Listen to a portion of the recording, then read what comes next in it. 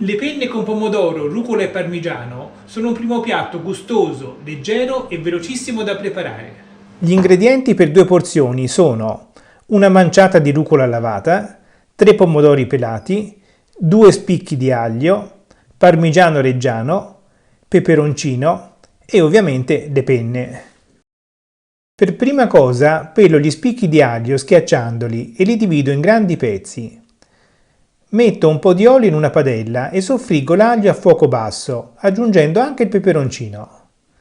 Mentre l'aglio imbiondisce in padella, trito grossolanamente i pomodori pelati. Quando l'aglio si è appena scurito lo levo e metto in padella il pomodoro. Nel frattempo ho anche messo a cuocere le penne in acqua salata. Adesso tagliamo grossolanamente la rucola e la mettiamo da parte.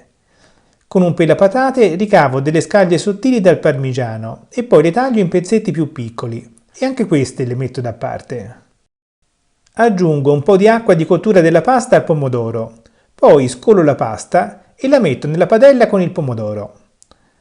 Faccio ritirare il condimento mescolando di continuo.